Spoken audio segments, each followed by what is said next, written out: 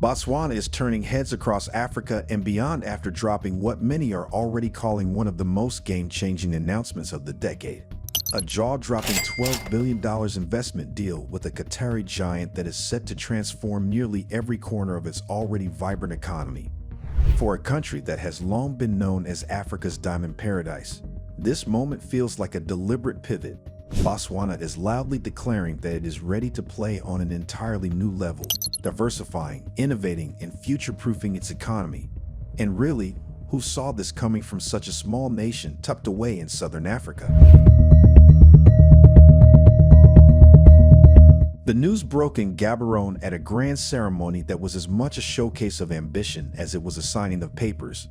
On one side of the table sat Botswana's own President Duma Boko, on the other, Sheikh Mansour bin Jabor bin Jassim Thani, no ordinary investor, but a member of Qatar's royal family and principal of Mansour Holdings.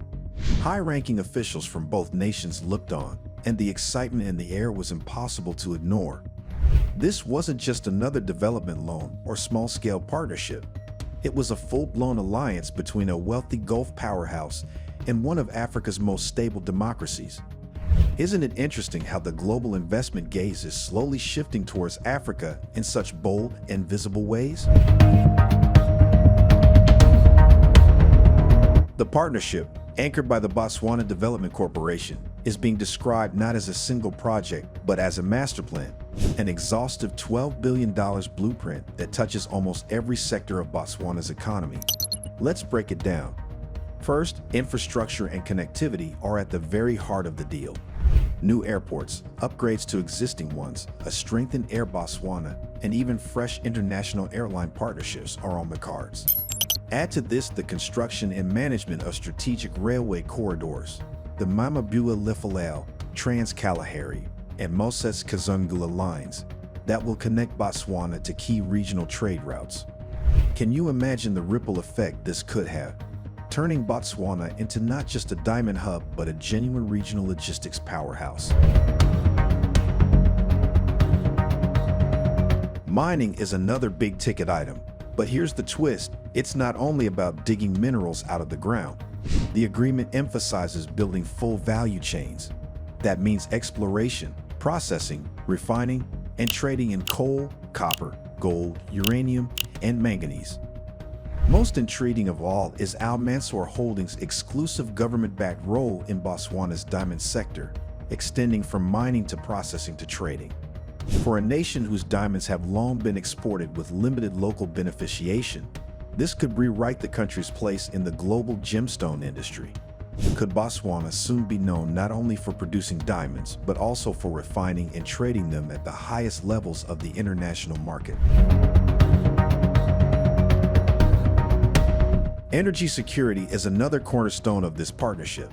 Botswana Oil will now collaborate with the Qataris to strengthen national fuel supply chains and build strategic reserves at Shell Hills. Beyond fossil fuels, there is a deliberate push into renewable energy, with solar power and waste-to-energy projects forming a key part of the plan.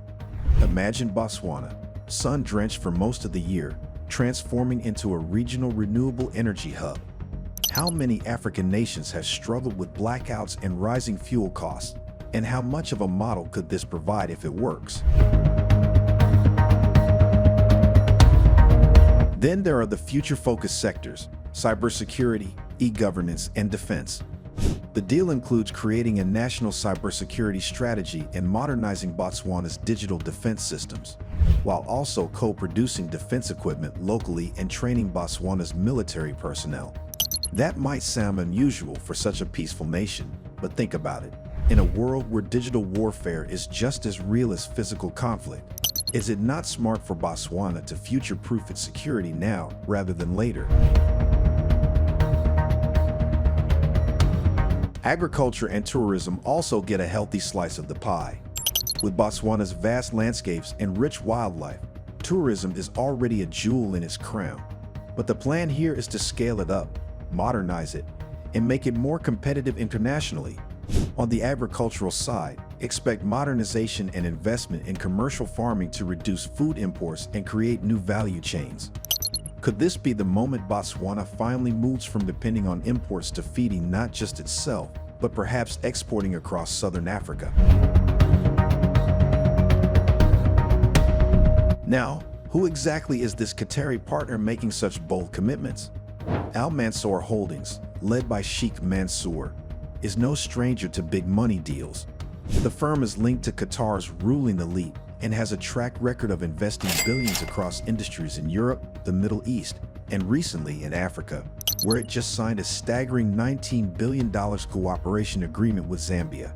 This pedigree makes it clear Botswana has not just secured a partner with deep pockets, but one with a global reach and the ability to bring in expertise, technology, and market access.